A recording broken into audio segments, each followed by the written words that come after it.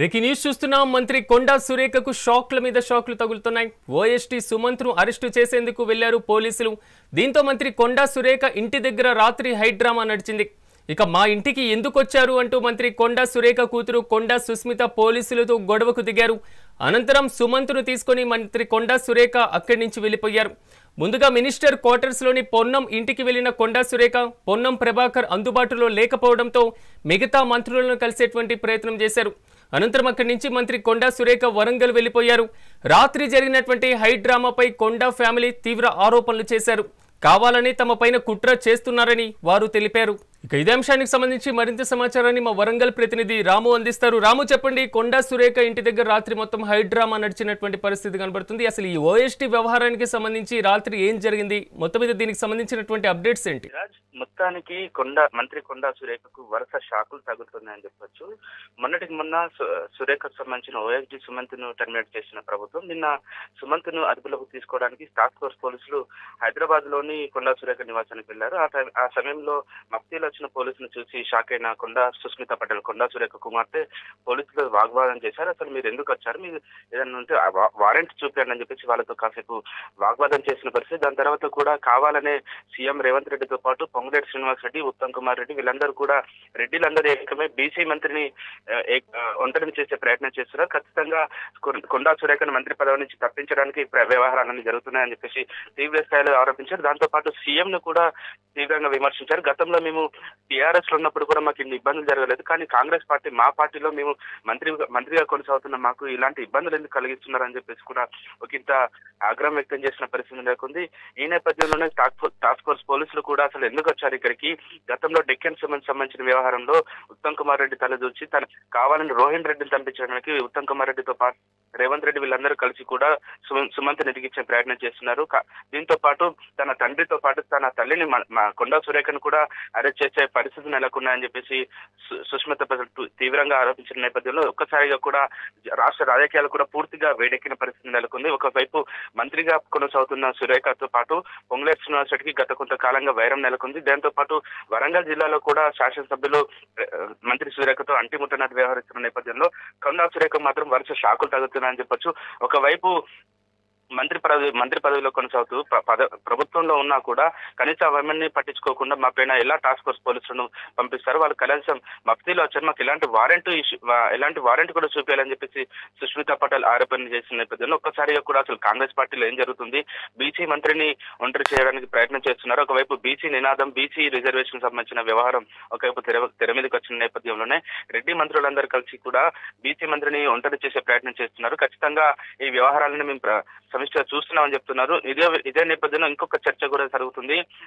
రెండు సంవత్సరాలుగా నర్సంపేట ఎమ్మెల్యే సంబంధించి దుంతి మాధవరెడ్డికి సీఎం రేవంత్ రెడ్డికి మధ్య అంతర్గత పోరు సాగుతున్న నేపథ్యంలో ఇప్పటికీ కూడా ఒక్కసారి రేవంత్ రెడ్డి నర్సంపేట నియోజకవర్గంలో పర్యటించలేదు. కానీ నిన్న ఇక్కడ నర్సంపేట ఎమ్మెల్యే దుంతి మాధవరెడ్డి సంబంధించిన మాతృమూర్తి ఎవరైతే ఉన్నారో వారు మరణించిన నేపథ్యంలో నిన్న సంతాప సభకు వెళ్లిన రేవంత్ రెడ్డి కొంచెం తగ్గారని చెప్పుకోవచ్చు. ఖచ్చితంగా ఈ నేపథ్యంలోనే గతంలో దుంతి మాధవరెడ్డి మంత్రి పదవి ఆశించారు.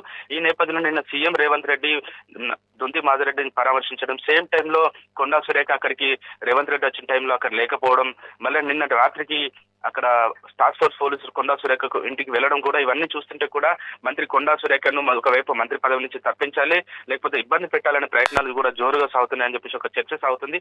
ఒకవేళ ఇవన్నీ కొనసాగితే మాత్రం ఒకవేళ కొండా సురేఖ ఏమన్నా నిర్ణయం తీసుకుంటారా, లేకపోతే పార్టీ నుంచి ఏమన్నా చర్యలు తీసుకుంటారా అని చెప్పేసి ఒకవైపు వస్తుంది. ఒకవైపు కొండా సురేఖ ఓఎస్డీకి సంబంధించిన వ్యవహారం కూడా గతంలో డిప్యుటేషన్లు, బదిలీలు ఇవన్నీ వ్యవహారాలు కూడా ఖచ్చితంగా సుమంత్ ఆధ్వర్యంలో జరిగేది. ఇవన్నీ కూడా కొండా సురేఖ మిడకు చుట్టుకునే అవకాశం ఉన్న నేపథ్యంలో ఒకవైపు కొండా సురేఖను ఒకవైపు మంత్రి పదవి నుంచి తప్పిస్తే నిన్న ఏదైతే రేవంత్ రెడ్డి దొంతి మాధవరెడ్డి పరామర్శించారో ఖచ్చితంగా దొంతి మాధవరెడ్డికి కూడా మంత్రి పదవిపై మరొకసారి ఆశలు చిగురించాయి. ఒకవైపు కొండా సురేఖను మంత్రి పదవి తప్పిస్తే మాత్రం ఖచ్చితంగా దొంతి మాధవరెడ్డికి ఆ అవకాశం దక్కుతుందని చెప్పేసి కూడా జోరుగా పార్టీ వర్గాల్లో చర్చ సాగుతుంది. రాము, నిన్న రాత్రి హైడ్రామాలో భాగంగా మంత్రి పొన్నం ప్రభాకర్ తో భేటీకి కూడా కొండా సురేఖ ప్రయత్నించారు, కానీ అందుబాటులో లేనటువంటి పరిస్థితి, మిగిలినటువంటి మంత్రులతో భేటీ అయ్యేటువంటి అవకాశాన్ని కూడా పరిశీలించారు. అయితే మొత్తం మీద వరంగల్ వెళ్ళినటువంటి కొండా సురేఖ ఈ రోజు ముఖ్యమంత్రితో గానీ లేదా రాష్ట్ర కాంగ్రెస్ పార్టీకి సంబంధించినటువంటి అగ్రనేతలతో కానీ భేటీ అయ్యి చర్చించేటువంటి అవకాశం ఏదైనా ఉందా? అక్కడ వరంగల్ ఏం జరుగుతుంది?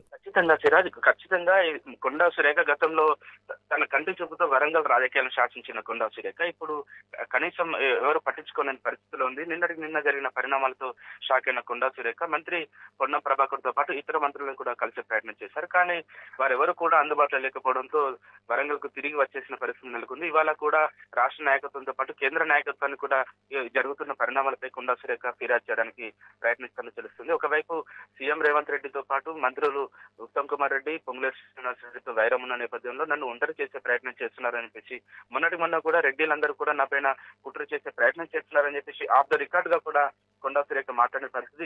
ఇదే విషయాన్ని ఖచ్చితంగా పార్టీ కేంద్ర నాయకత్వం దృష్టితో పాటు రాష్ట్ర నాయకత్వం దృష్టి కూడా తీసుకురావడానికి సిద్ధమవుతున్నట్టు తెలుస్తుంది. దాంతోపాటు కొండా సురేఖ, కొండా సుస్మిత పటేల్, కొండా మురళి వీళ్ళందరూ కూడా కేంద్ర నాయకత్వాన్ని కలిసే ప్రయత్నాలు చేస్తున్నారని చెప్పేసి మనకున్న సమాచారం. Siraj. Right Ramu, thank you. అడిగింది సార్, ప్రాబ్లం ఏంటో మాకు కదా.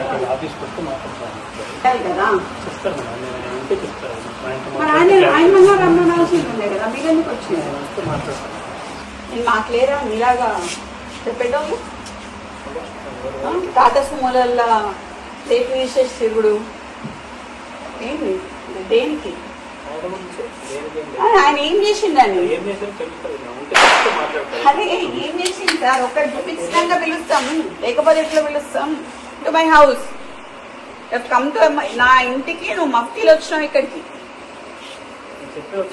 మఫ్తీలు వచ్చి నేను మీరు అని పిలుస్తున్నా. ఇంకా నేను ఇంకా నువ్వు అని పిలవాలి. నిన్ను ఎందుకు పిలుస్తున్నారో అడగండి, నేను అప్పుడు పిలుస్తావా అని. పిలవండి, మీకు ఫోన్ చేయండి, చేయండి. నేను ఉంటా ఇక్కడ, ఇంతసేపైనా పర్లేదు, ఉంటా.